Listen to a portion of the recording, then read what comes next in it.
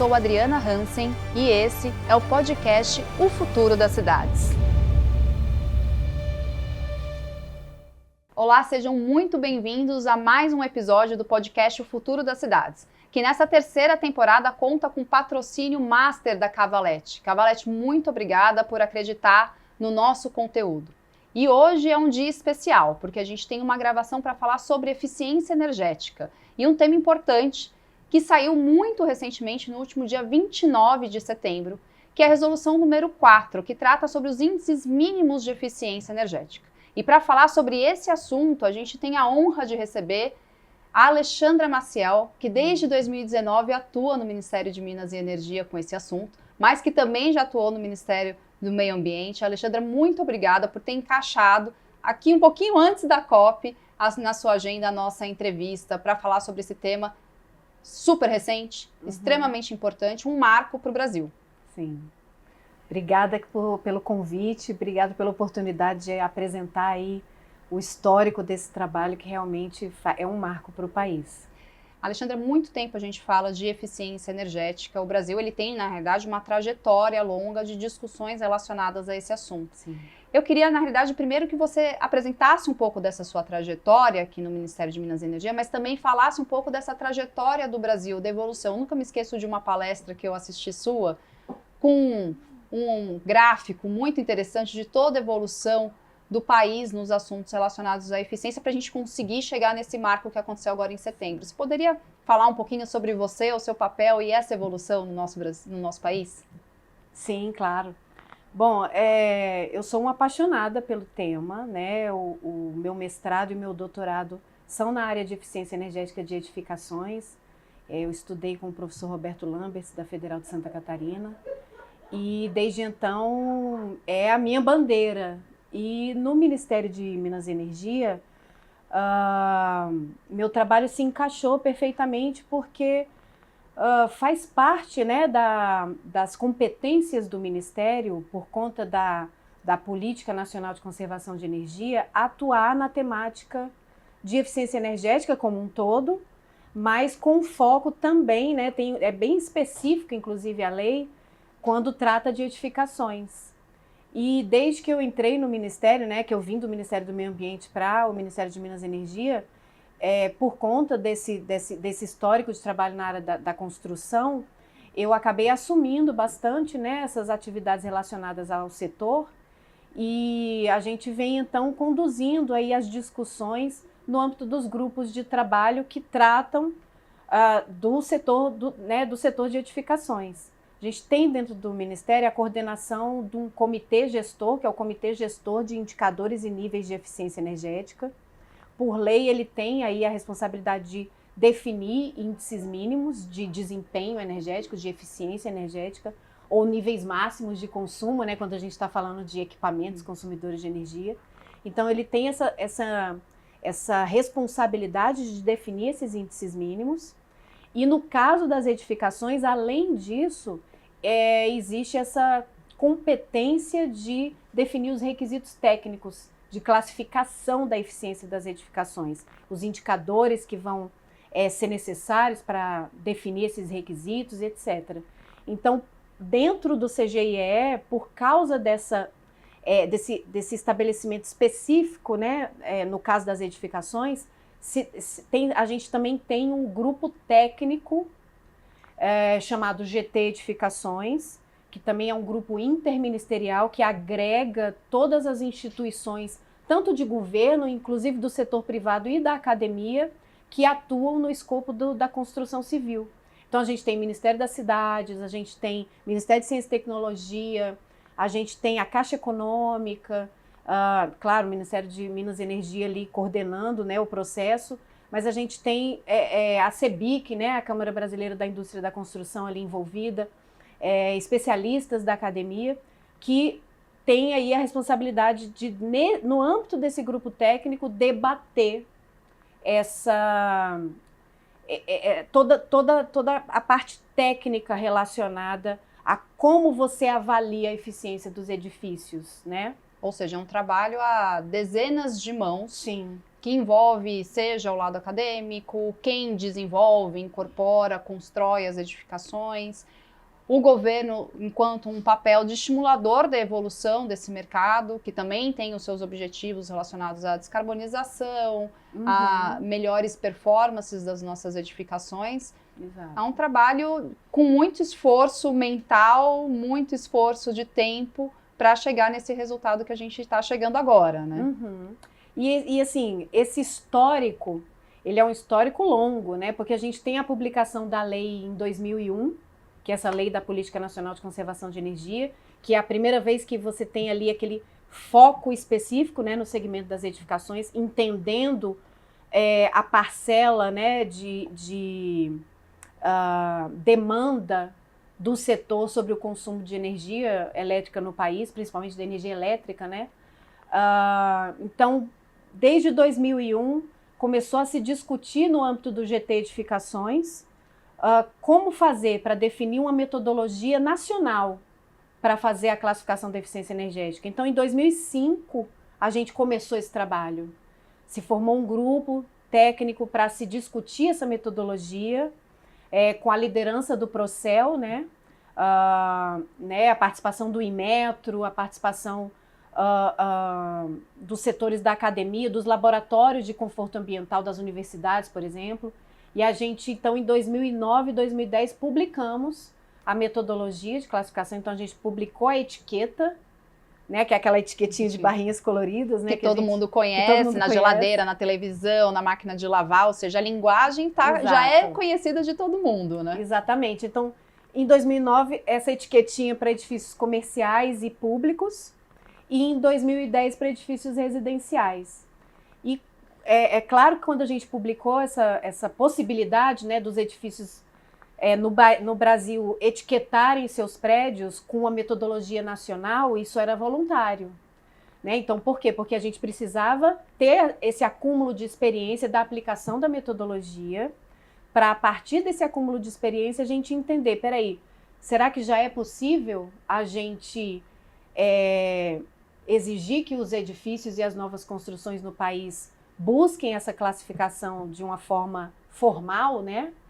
E aí, por conta disso, a gente, em 2020, a gente começou uma análise de impacto regulatório para avaliar essa possibilidade. Então, essa análise de impacto regulatório foi super participativa, a gente teve aí muita discussão com os setores, né, com as partes interessadas, e era liderada pelo Procel, que era, à época, coordenado pela Eletrobras, e esse processo ele teve uma parada ali em 2022, por conta do processo da capitalização da Eletrobras. O Procel migrou da Eletrobras para a ENBPar, que é a nova empresa pública que assumiu, né, a coordenação do Procel.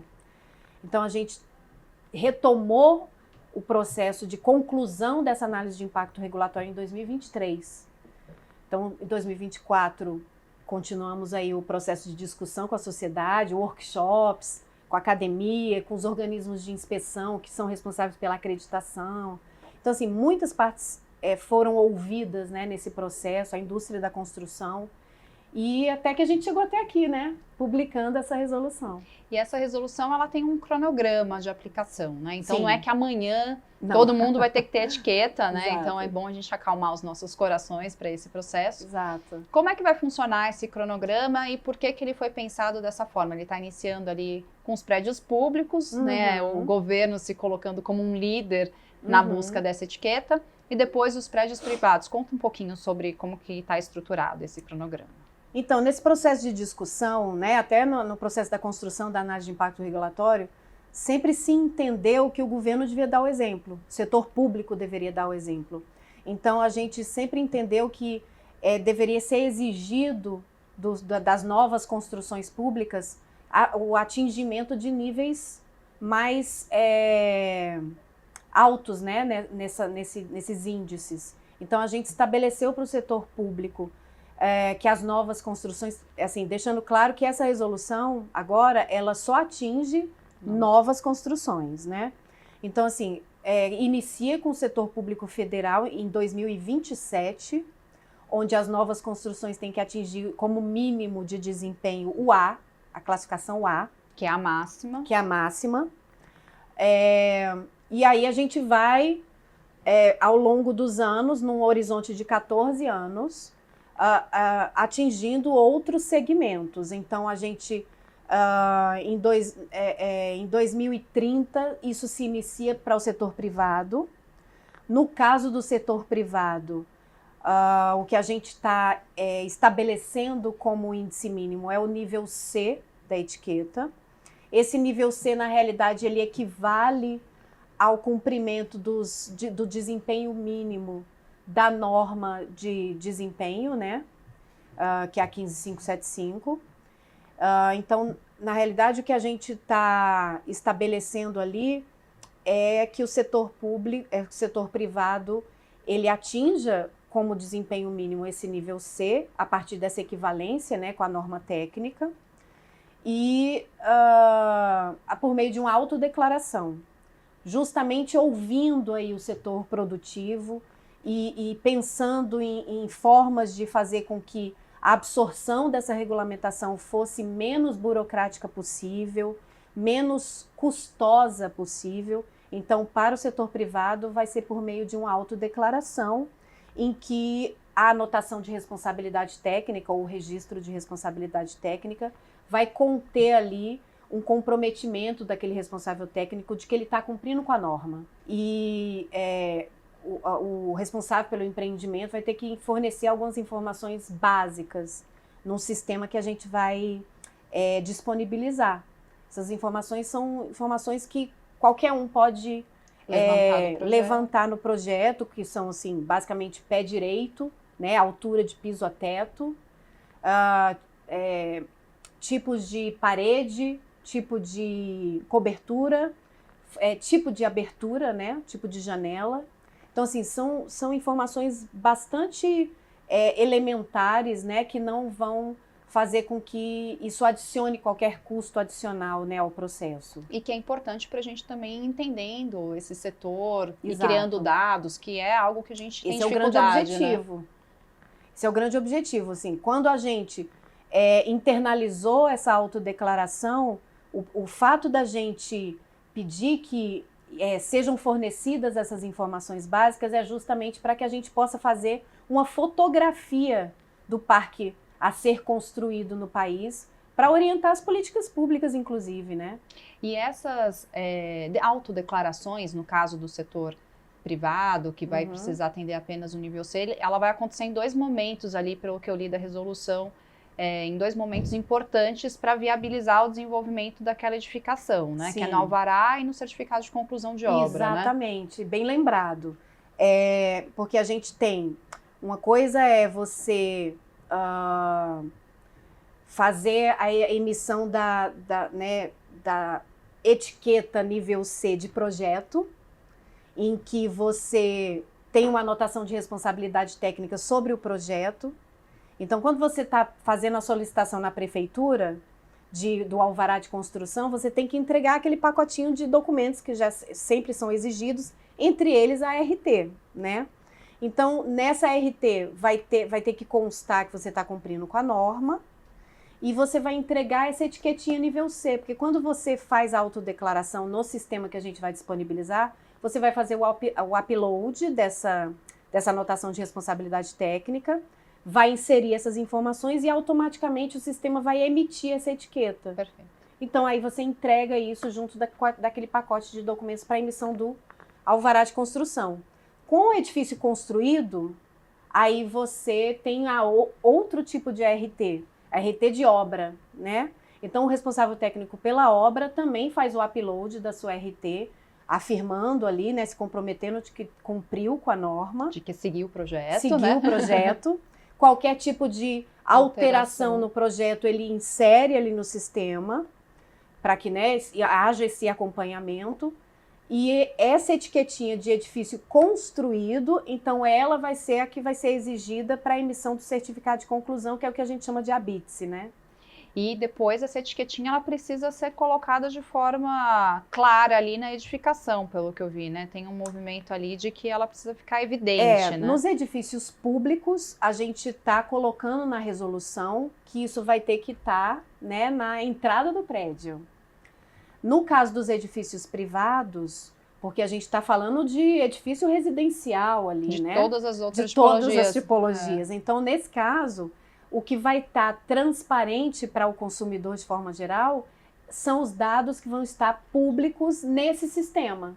Então, esse sistema onde a gente vai inserir essas informações, ele vai disponibilizar a classificação de todas as edificações que foram tiveram suas etiquetas emitidas. Ai, fiquei curiosa por uma coisa agora. Sim. Eu, consumidor final, vou conseguir pesquisar nesse sistema? Vai conseguir pesquisar. Perfeito! Vai conseguir pesquisar. Muito bom isso. Claro que tem determinados níveis, né, de acesso à informação. Exatamente, né? Mas assim, essas informações mais gerais vão ser públicas. Agora, eu entendo que isso é um começo desse processo da evolução da eficiência energética, e sempre quando a gente lança alguma questão relacionada à etiqueta, pelo menos a minha percepção, é que daí a gente começa a gerar uma competição saudável, né? Então, meu amiguinho é C, eu vou querer ser B, o outro vai querer ser A. Eu tenho muito uma expectativa positiva nisso, de que ela vai gerar esse tempero e essa evolução mais crescente. Mas daí no caso dos edifícios privados, certo, quando ele quiser ser um nível superior, um B, um A, dentro da etiqueta, o processo também segue a autodeclaração? Ou daí ele segue o processo, vamos assim dizer, convencional, formal da etiquetagem? É basicamente isso. Se você está basicamente querendo comprovar que você atendeu aquele mínimo exigido, a autodeclaração ela é a ferramenta. Ela pode ser a ferramenta. Mas se você estiver querendo demonstrar que tua edificação, teu empreendimento, ele atinge níveis superiores nessa classificação, aí você passa pelo processo de etiquetagem realizado pelos organismos, onde a etiqueta é emitida por um organismo de inspeção acreditado pelo Inmetro. Aí, nesse caso, você tem que seguir toda aquela aplicação da metodologia da etiquetagem para conseguir fazer a emissão dessa etiqueta nível B ou nível A. Para isso, a gente também tem uma preocupação de apoiar o setor, sabe? A gente, claro que isso não está no escopo da resolução de índices mínimos, mas o Ministério de Minas e Energia, por meio das discussões que vêm sendo feitas no âmbito do CGIE, né, que é um grupo colegiado, a gente está sempre atuando no sentido de buscar formas de apoio. Então, por exemplo, no que diz respeito ao trabalho que vem sendo capitaneado pelo Ministério da Fazenda hoje, que é a taxonomia sustentável brasileira, nós nos esforçamos bastante no processo de discussão para que a etiqueta B e a etiqueta A fossem integradas dentro da taxonomia como um critério de classificação de sustentabilidade, porque isso vai fazer com que as instituições financeiras possam fornecer condições de financiamento a condições muito mais atrativas para quem quer atingir esses níveis superiores, né? E aproveitar desse benefício financeiro para investir em melhorias nesses empreendimentos, exatamente. Né? Alexandra, antes de fazer a próxima pergunta, eu queria reforçar o agradecimento do podcast à Cavalete por esse patrocínio master que viabilizou a terceira temporada. Muito obrigada, Cavalete, por esse apoio. E, Alexandra, nesse contexto todo que você trouxe, né, desse processo convencional da etiqueta, existe a instituição que faz a verificação, faz a auditoria. E eu lembro que uma vez você comentou comigo que estava sendo estudada uma forma de ampliar o número de empresas para que a gente consiga também expandir, que a perspectiva é que a gente tenha, nos próximos anos, um crescimento exponencial nessa demanda por níveis As, Bs, né, independentemente do setor público. Como é que anda essa conversa? Olha, a gente teve alguns avanços também muito importantes.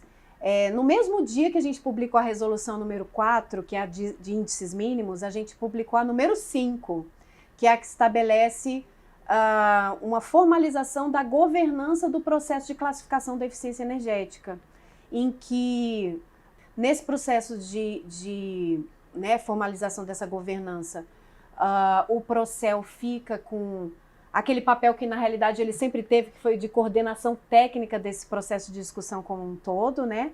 E o Inmetro continua aí com a sua responsabilidade de acompanhar o processo de avaliação da conformidade.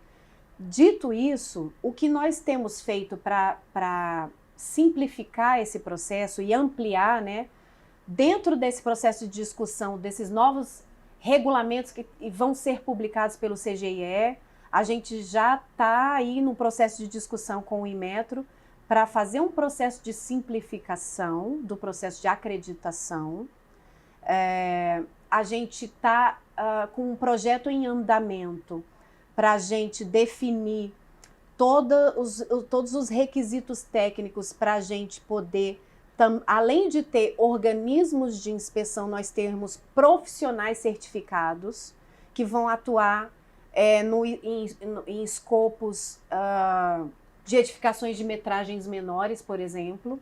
Então, esses profissionais certificados, atuando nesses outros escopos, eles vão poder oferecer esse serviço de etiquetagem a menores custos para quem tem edifícios de menores proporções, por exemplo. Exatamente. E a gente vai ter mais profissionais em pequenas cidades, né, mais dispersados pelo país, né? Exato.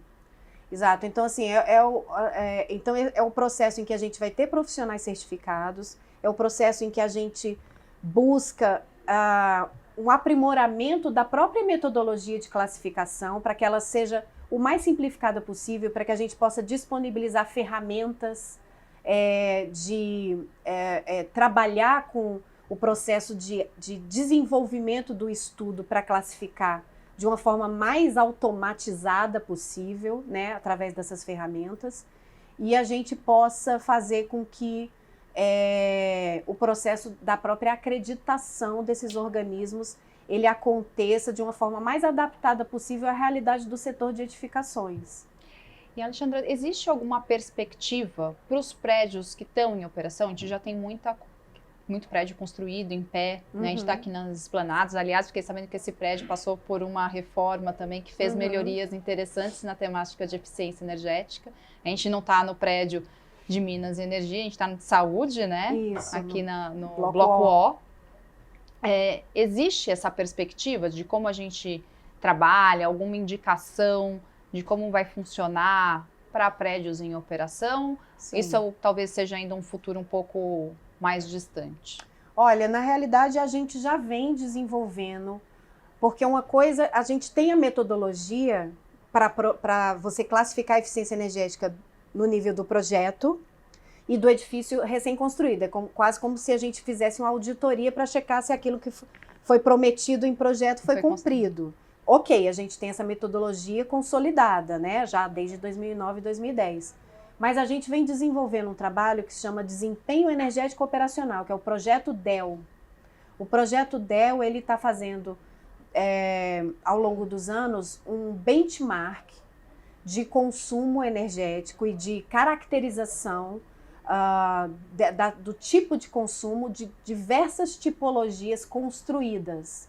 Então, a gente já fez o benchmark de edifícios corporativos, agências bancárias, hospitais. Por quê? Porque a gente precisa ter a fotografia do que significa um edifício construído que desempenha melhor comparado a nesse grande universo que a gente tem de edifícios construídos nas várias zonas bioclimáticas brasileiras, né? Porque uma coisa é você ter um edifício que desempenha super bem no Nordeste do país, outra coisa é a característica de um edifício que desempenha bem na zona bioclimática do Rio Grande do Sul, né? Exatamente. Então, assim, a gente está fazendo essa caracterização de como é que esses edifícios se comportam nas várias zonas bioclimáticas, pegando uma amostragem de edifícios construídos para essas várias tipologias. Isso é um projeto também desenvolvido com recursos do Procel, que vem sendo coordenado pelo CBCS, que é o Conselho Brasileiro de Construção Sustentável, né?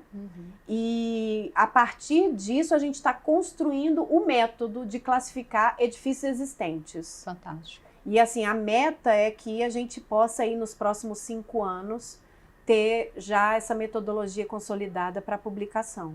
Ou seja, está tudo caminhando em passos muito parecidos no final das contas, né? Talvez nesse momento, quando sair essa resolução dos edifícios em operação, a gente também vai ter um tempo até os edifícios se adaptarem, assim como a gente está fazendo para edificações novas, mas diante do cronograma, estamos caminhando muito bem nesse assunto. Existem metas claras do Ministério em relação a evolução do mercado, assim, aonde a gente está hoje e aonde a gente pretende estar a partir desta resolução 4 agora e com as outras resoluções que ainda virão sobre o assunto? Olha, eu acho que a própria resolução de índices mínimos, ela já aponta um horizonte que está alinhado muito às metas e compromissos internacionais, porque dentro da nossa do nosso cronograma, a gente também tem a perspectiva de que a partir de 2035, se não me engano, para edifícios públicos federais, e isso vai acontecendo para os públicos estaduais e municipais, por exemplo, para os edifícios públicos municipais em 2040. Então, nesse cronograma, a gente vai exigir que essas novas construções elas sejam NZEB. O que é o NZEB? É o Near Zero Energy Building, que são edifícios com balanço energético próximo do zero. Perfeito. Ou seja, que eles não só são super eficientes, eles estão classificados como A, como eles também geram pelo menos 50% da sua demanda de energia primária. Então, vai ter essa coisa da integração com a geração distribuída sendo exigida, o que, assim, se alinha aos compromissos internacionais nossos, né? A gente tem algumas metas globais no setor de edificações, né, que apontam aí a necessidade de que em 2050 a gente tem aí as novas construções operando dentro desse conceito do energia zero, né? A gente tem um projeto para ser iniciado agora sob coordenação do Ministério de Ciência e Tecnologia, que é o projeto ED-Inova, que é um projeto com recursos do Global Environment Facility, que tem a meta exclusiva de promover edifícios de energia zero no Brasil. Fantástico. Então, assim, tudo isso tá acontecendo de forma coordenada, justamente porque a gente tem esse comitê técnico onde todos estão ali reunidos discutindo juntos. Existe um ponto que eu vejo hoje que é algo muito fundamental dentro desse contexto todo, que é a parte educacional. A gente está falando dos profissionais assinarem autodeclarações, atestando o atendimento das normas, no caso da etiqueta, enquanto residencial a gente tem a 15.575, mas no caso do comercial, do de serviço, são outros regramentos ainda que muito pautados na norma de desempenho. Como que você vê a importância das faculdades, das graduações de arquitetura, engenharia, de fortalecerem os seus conteúdos relacionados a esses critérios, já que a gente vai ter aí toda uma leva de profissionais que precisarão assinar essas autodeclarações. Existe algum movimento coordenado nesse sentido educacional também? Existe. Temos algumas frentes, né? Uma frente muito legal, muito interessante, é a que a gente está coordenando agora com o MEC. A gente aprovou recentemente, fez um memorando de entendimento com o Departamento de Energia americano para a gente trazer para o Brasil uma competição chamada Solar Decathlon. Fantástico. O Solar Decathlon, ele acontece, né, em vários países do mundo, em várias regiões do mundo, e a gente vai receber o Solar Decathlon América Latina. Qual que é o objetivo do Solar Decathlon? É fazer com que as escolas de arquitetura e engenharia internalizem o conhecimento a respeito do que é um edifício energia zero. Então, é uma competição de projetos. Então, a gente já está articulando com o MEC para que isso entre na grade curricular como uma oferta de disciplinas extracurriculares, né, no ano que vem, para a gente iniciar essa competição do Solar Decathlon, que tem o objetivo de desenvolver e fazer com que as escolas de arquitetura entrem nessa competição para desenvolver projetos de energia zero, justamente pensando nessas nossas metas, de que a gente precisa fazer com que o profissional de engenharia e arquitetura entenda quais são esses requisitos e saiba o que fazer em projeto para que a gente tenha aí o resultado que a gente quer, né? Que a gente tenha edifícios o mais independentes possíveis, com o menor consumo de energia possível, né? E que esses profissionais sejam cada vez mais autônomos também nessas tomadas de decisão, mais coerentes ou conscientes, na realidade, nas estratégias que vão ser aplicadas, nos resultados que elas podem gerar para essas edificações, né? Que bom que esse movimento está acontecendo. E tem essa outra frente na área de educação que, dentro da resolução, a gente tem ali o compromisso de, no prazo de 12 meses, publicar um plano nacional de apoio e monitoramento da implementação dos índices mínimos. Dentro desse plano, que é basicamente um plano de ação, a gente está chamando ele de Plano Edifica. Dentro do Plano Edifica, a gente vai internalizar dentro do plano um plano nacional de capacitação. E esse plano de capacitação vão ter vários públicos-alvo, né? Porque a gente não só precisa atingir, né, as escolas de engenharia e arquitetura, inclusive assim, fazendo uma atualização dos profissionais que estão no mercado, mas também preparar o corpo técnico dos municípios e dos estados que vão precisar, de uma forma ou de outra, ter o entendimento, principalmente a respeito da importância, né, da temática da eficiência energética nos seus prédios. Exato, eles vão precisar gerenciar no final todos esses documentos, essas novas demandas que a resolução traz com ela, né? Uhum. Alexandra, a gente já está chegando nesses 30 minutos, eu queria saber se você tem alguma dica, alguma questão importante para quem assiste o nosso podcast relacionada a esse tema da energia. Né? Quando eu falo desse assunto, eu já falei algumas vezes, teve uma situação muito interessante recente, eu fui dar algumas palestras no Banco do Brasil. Uhum. Eu dei uma em São Paulo, falando sobre a resolução, quando ainda estava para comentário público. Daí eu fui para Curitiba e a resolução tinha saído. Eu falei, para tudo que eu preciso atualizar uns slides aqui, porque aquilo que eu falei que estava em comentário agora já saiu. Uhum. Que foi um processo relativamente rápido, né? A gente está falando aí de uns 3, 4 meses entre quando abriu, né, para comentário e a própria resolução, que me deixou bastante contente. E eles falaram, puxa vida, né, que novidade importante.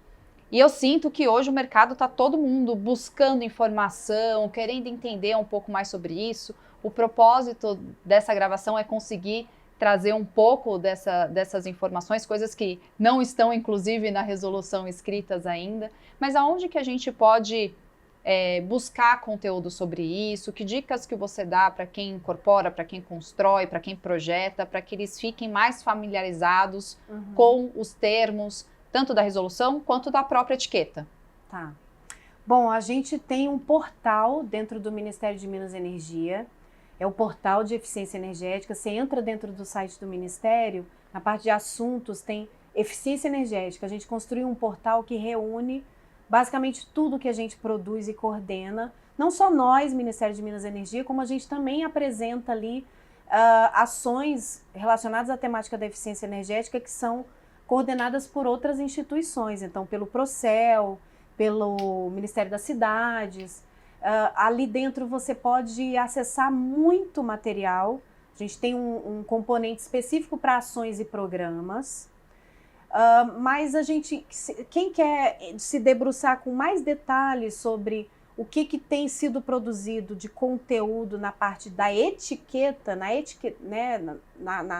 nos requisitos da etiquetagem, a gente tem esse site que atualmente ele é .br, né, .com.br, mas ele está para ser internalizado, que é o pbeedifica.com.br, onde lá a gente reúne ali dentro todos os regulamentos que foram publicados até hoje.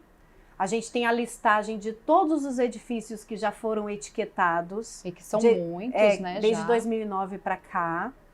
E a gente divulga eventos ali dentro, divulga capacitações que são coordenadas, porque quando a gente começou todo esse processo, uma das nossas preocupações foi capacitar os laboratórios de conforto ambiental das universidades no Brasil. Então a gente tem a rede de laboratórios de conforto ambiental e que ali dentro a gente consegue acessar os contatos com essa rede, que são os nossos grandes especialistas, né? com quem a gente pode conversar sobre o que vem sendo discutido sobre o método.